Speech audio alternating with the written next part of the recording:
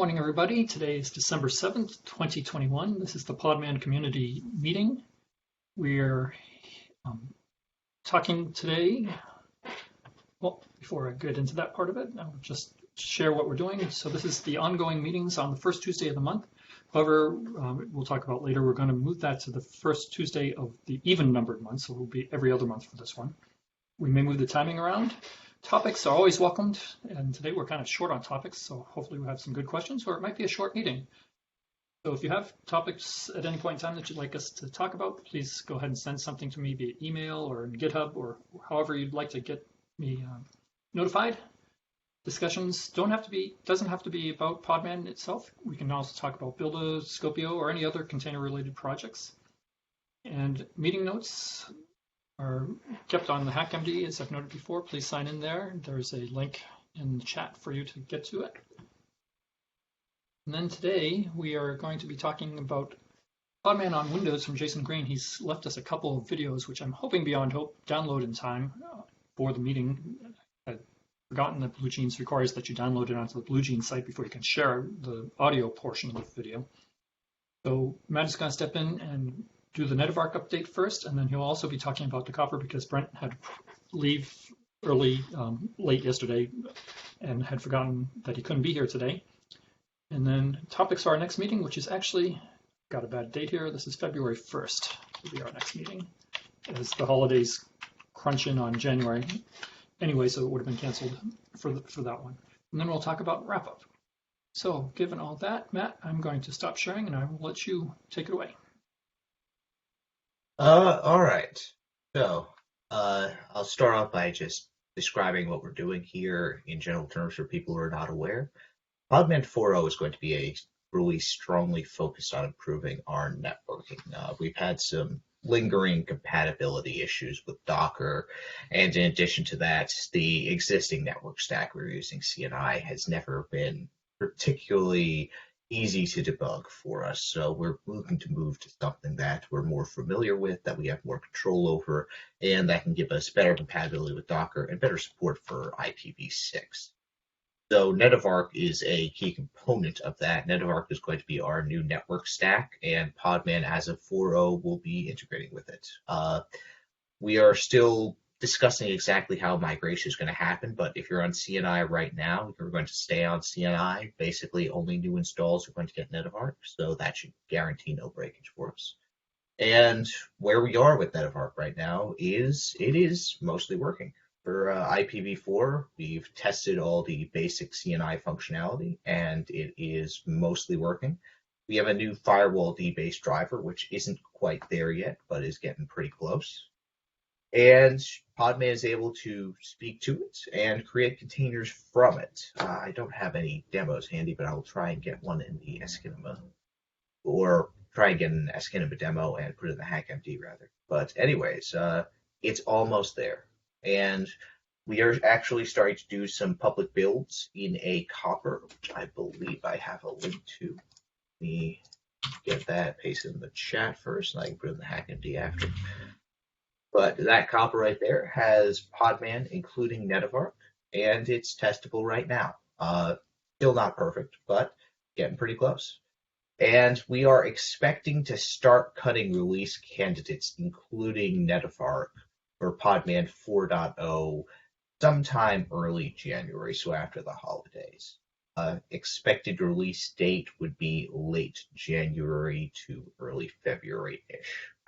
And Netavark isn't the only component that we're going to be shipping here. We're also looking to replace the DNS server that we've been using with Podman networking right now. Until now, we've used something called DNS name, and this is basically for providing containers the ability to look up other containers by name. So if I have a database container named DB and a web container, the web container should be able to ping DB and connect to DB's database server. And that has previously been using DNS mask, but that had issues if a container was in multiple networks. So we are looking to get a DNS server implementation that will resolve that and basically provide you the ability to have a container in as many networks as you want and still have DNS and the ability to look up other containers. That may be coming in Fora. We will see. We're in the early stages right now. Optimistically, it will. So let's see. I think that basically describes what we're doing with Netavark and where we are. Testers are very much welcome at this point. The primary Podman team has been using it extensively, but we're only a few people. So once we get release candidates out, we're going to be soliciting the community for testing, and hopefully you guys can help us work out the bugs. I think that's about it, Tom. Yeah, Matt, where would they be reporting bugs to, since we've got a couple different repos? Did you want them going to Podman or Podman Next, or? If you want to go against Podman, that's fine, but we have a dedicated Netavark GitHub. Let me get that pulled up. So yeah, issues against Podman are fine. Issues against Netavark, which I've just linked, are also fine. Okay. Any questions for Matt?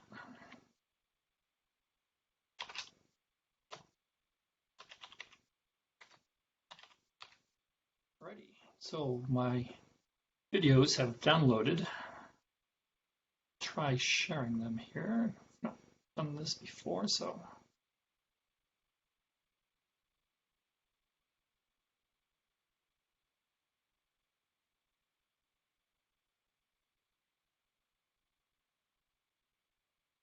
Did I share anything at that point?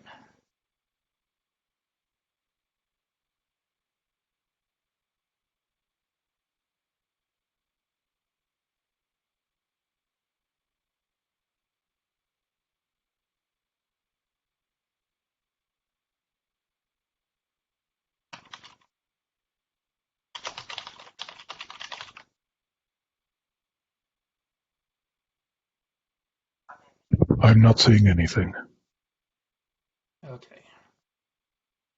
Thank you. Oh, beans, you're so nice. It should be nice and easy.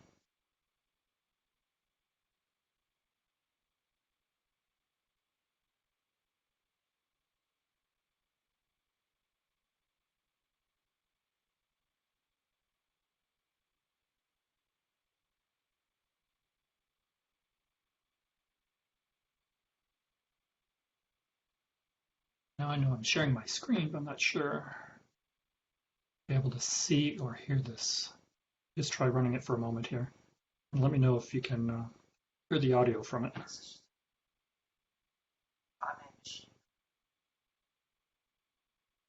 That doesn't sound very good. Okay.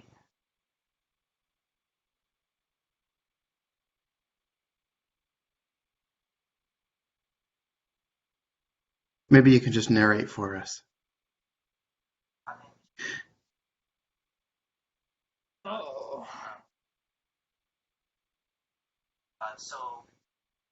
I think this would be a lot easier. I can kind of hear it. It's just very faint.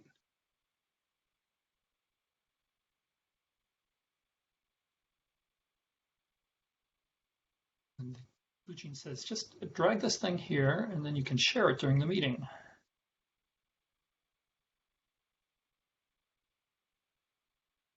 And there are no options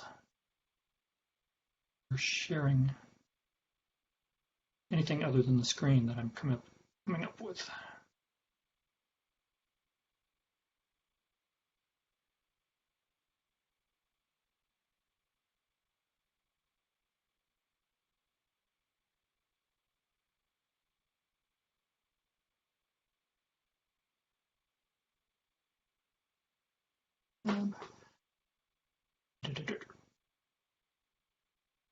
Okay, well, I'm not sure.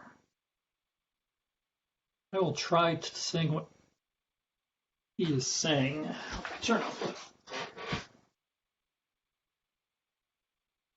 I'll play the sound into my headphones and try to go over what he's saying. What I will do is go ahead and update this. So, Tom, I'm just on YouTube later today, and I'll include a link. Hey, Tom. So let's make this a little bigger. I think he took his headphones off, and so he can't hear you.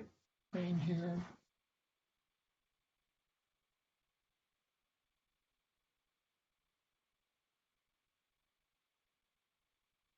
Okay, so this is Jason Green, and what he's basically got is a Windows for Podman. And he's doing a quick demo of Podman Machine on Windows capabilities. So he's using WSL2 under the hood. And the typical workflow is to have the user go to the Podman.io website, download the Windows installer, and then they can pull up a prompt and issue Podman commands. And it would be very similar workflows to what's happening on Mac with Podman Machine in it, and uses the default string for whatever version is released. So he's using Fedora 35. And he's using the most recent.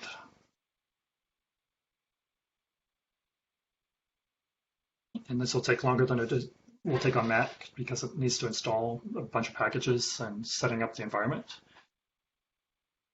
And he's hoping to speed it up by collaborating with the Fedora team with images pre-installed.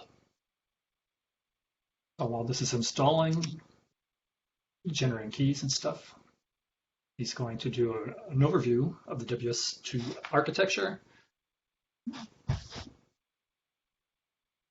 based on the notion of having a lightweight VM, and the NT kernel runs on a hypervisor, and additional VMs are created as an isolated virtual environment. And then the communication between the WSL and the Linux environment is actually running on kernel, and it's using IPC between user space, NT user space, and Linux user space to pull input and output across and simulate what's happening if you're on a real Windows shell. And how they achieve it is pretty sophisticated. Each user gets a dedicated virtual machine, which is isolated, but every user is allowed to install multiple distributions. So in this case, there are Ubuntu and Debian. And in the Podman machine init created, it's created a distribution that's created on Fedora that's being used to run the Podman guest. Now, they all share the same Linux kernel on the VM, and how that's achieved is by being run as a privileged container.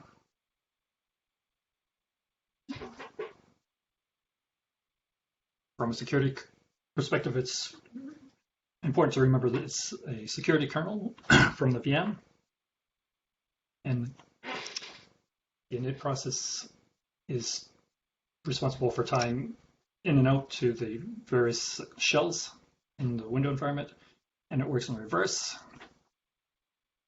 If you invoke an exe file within the Linux kernel, it'll redirect the executable to on the local Windows host, and then pipes the output to and from. So you have interoperability between Linux commands and Windows commands, and it works better than this sudo environment. Well, I'm not sure which environment that was. As part of using the WSL architecture, we get file system support and networking for free. The way the file system support works is there's an IP server in both the Linux and Windows environment, and the clients on both ends. So within the distribution for Fedora, you can access the C drive by going to the /mount/c, which means you can easily support volume maps through the -b. You just need to add support for understanding all that. And the networking just works out of the box because they're sharing the same Linux kernel. If one instance is to tear down the network interface, it'll interfere with networking on the other side. So it's critical that all the work that's done in WSL distributions is fairly isolated, and trying to do system stuff or messing mounts and other things.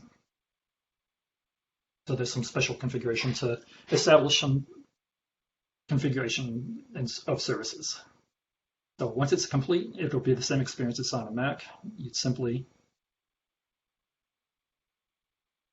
it'll tell you that you can do Podman machine start, and that will under the hood start the WSL instance. And Windows is nice in this regard because it'll keep the VM around. So the actual start time isn't much. So it does Podman machine start. And that's going to internally launch systemd in the WSL process. And has to do it in a special way where it creates a nested process namespace because there's already a special Windows init. And it's going to launch SSH, which will be used by the Podman remote command, which is basically what the Podman exe is. And now that he's got that working, he can say Podman info, and you can get all the information for that. And you can see it's a running instance with all the different versions, and it's running 3.4.1 of Podman. So now he's going to execute a container, doing a Podman run, UBI8 micro, and the date. So this is going to connect to the WSL instance over SSH.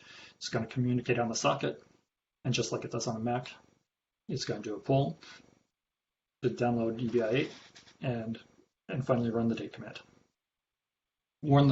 Ignore the warning message. It's bogus noise that's generated from container configuration module that he's looking at to fix.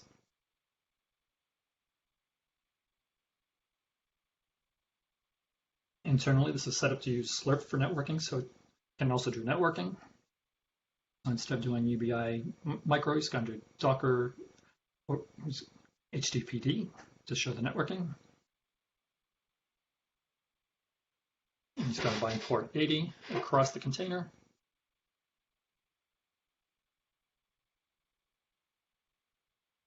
While that's downloading, he's going to show that it's operating in the browser. As he's brought port 80 to 80, he's doing a rootful instance. He's got a rootless setup, but due to the security module of the Windows user, there's really not an advantage to using rootless containers, except for simulating or emulating it. Just so you can see a user doing that, they want to try stuff out, but for most users, they're not going to do that in the Windows development environment.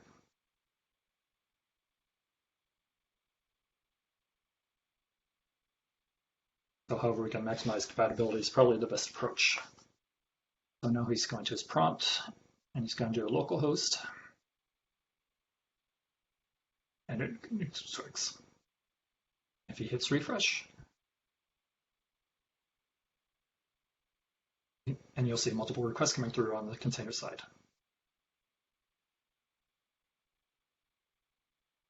You can go directly into the container instance itself, or you can do a Podman machine SSH.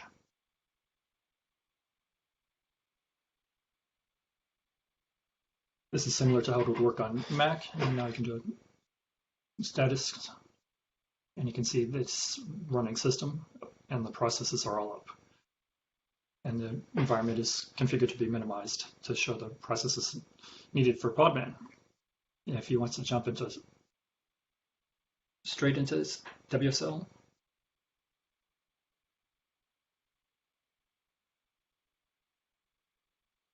Windows Terminal has direct SSL integration here, so he can hop right in there.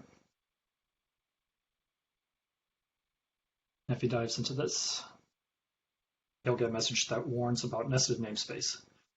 So systemd needs to be started as nested systems namespace, so you can access it from WSL. And he's been debating about whether or not to do this automatically, because there's times when you want to be in a group environment, not a nested environment. But most of the time you want to be in the nested environment, so he's just going to do what it says. He's going to the nested environment. You can do the same thing. You can see the status is working. He does Podman command. You can do a Podman run.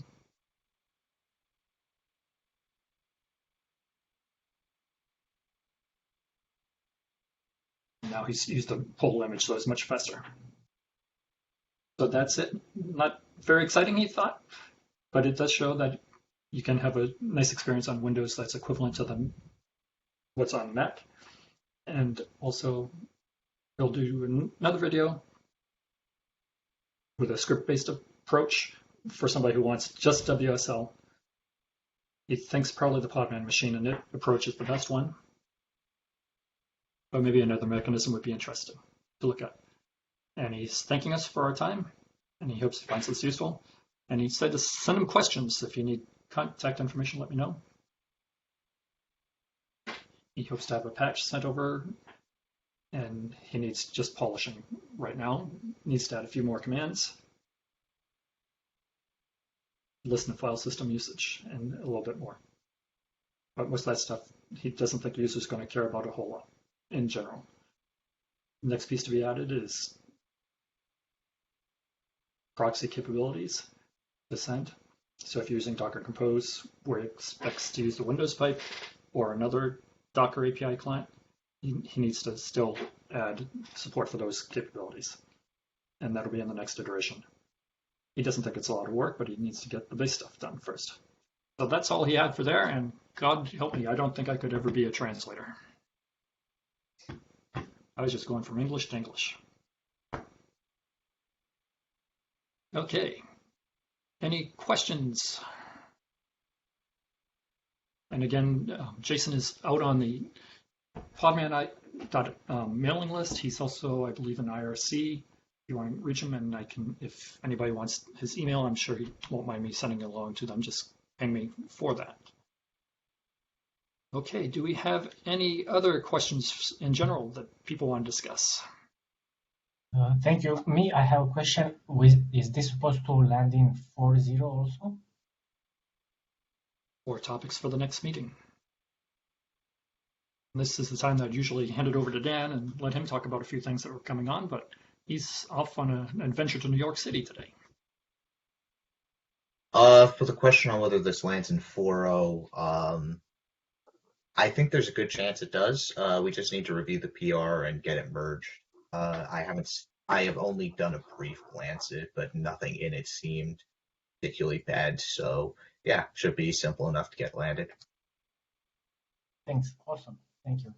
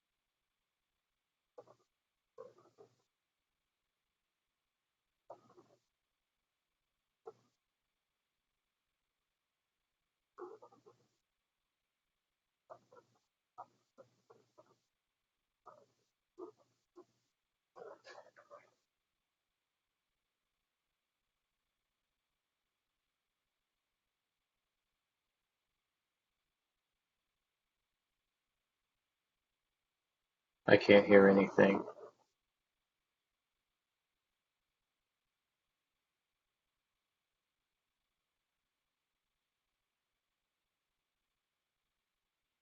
Yeah, I think Tom is trying to fix his audio.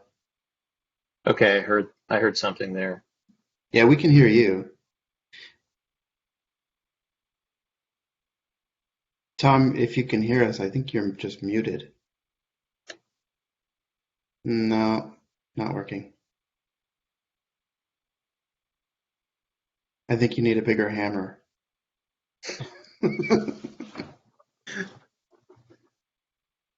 It was working before. How about now? There you go. Okay, gosh almighty. Sorry, folks. I don't know what the heck goes on when I tried stop just sharing the audio. I lost all audio. So I don't know if you heard me talking or not through that audio. It's pretty bad. Um, they will be up on YouTube later today, and I'll send out links to them in the agenda. They're much more polished with Jason talking through it than I am. So please go ahead and take a look at that there. Were there any other questions that were going on or topics that we needed to talk about today or wanted to talk about? Tom, I think there's a couple questions in chat. Okay.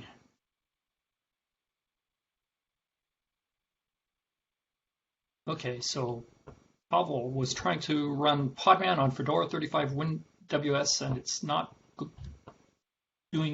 doesn't go easy. The home area concept conflicts with Podman storage.conf.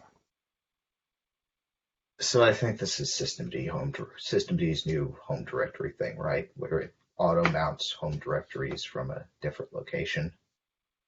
This one is not something we have seriously looked into on the Podman team. If people are starting to actually use it by default, I think our hope was that people were not going to migrate to it this quickly. But yeah, if people are actually using it by default, we probably need to do some work to investigate what needs to be done to get that fully working.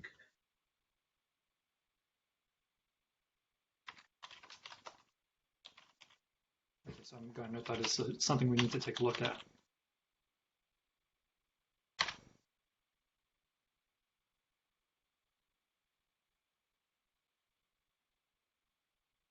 All right. Martin, did you have something you wanted to ask? No. Okay. I just saw some notes that your audio wasn't quite working. Didn't know if that was you were trying to ask something or not. And I keep seeing you pop up on the screen as speaking. But with my audio fun, who knows? And did I miss any other questions? I think I've got everything off chat.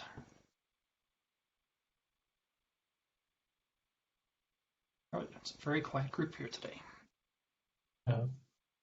I have something to share with you. Sorry, guys, to bump in. Nice to meet you all. It's something that I worked for the last month, let's say, last 3 months. And yesterday I went on the Cryo Slack and asked, well, how can I make this announcement? Was helped there by Matt. And I sent a couple of emails.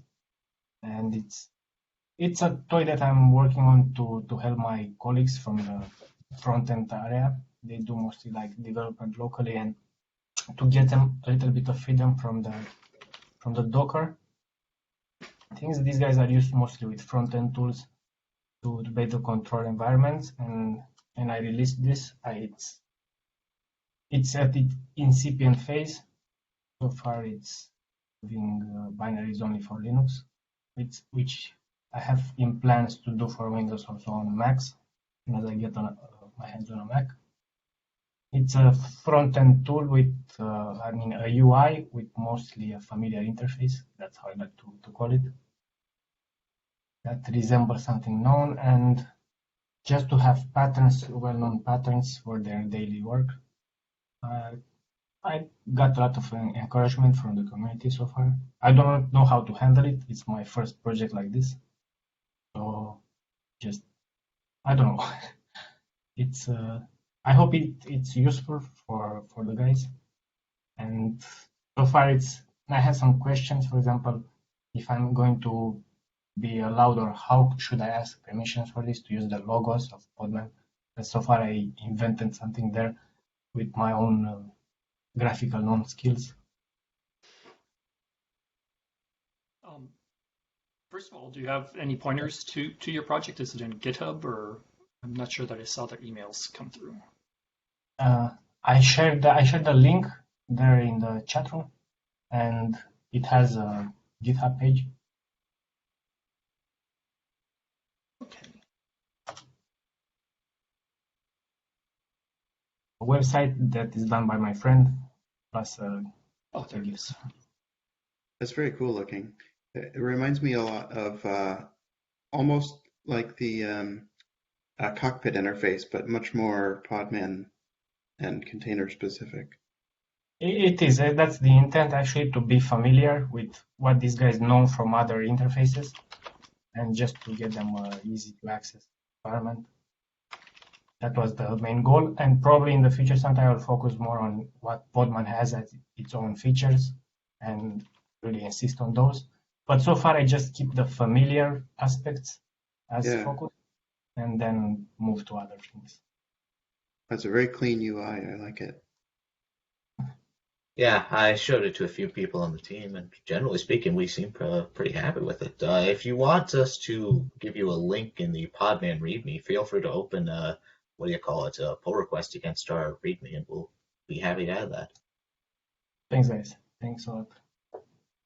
Yeah, I didn't share it with anyone so far. Just with you guys, just a few of you from Slack, and some of my friends that I use as a tester. And the announcement that you just made with Windows and WSL, it was on my list to do some experiments with Podman Remote, but I got stuck into the file storage, file system things. So as soon as I get out of those, I probably will plan a better release for both Windows and Mac. It builds very easily, but it's just that I have to overcome this with the file storage. Lima apparently works, but I have to compile a new version because there is, by default, there's 3.0. And if I ask this from the front-end guys, they will just execute me. So far, I'm building instructions as much as I can. But they are all very positive about it, and I like it also. And the Podman, I didn't look at the video, but the Podman machine stuff on Windows, does it work similar to the video that we saw earlier? From what I understood, yes.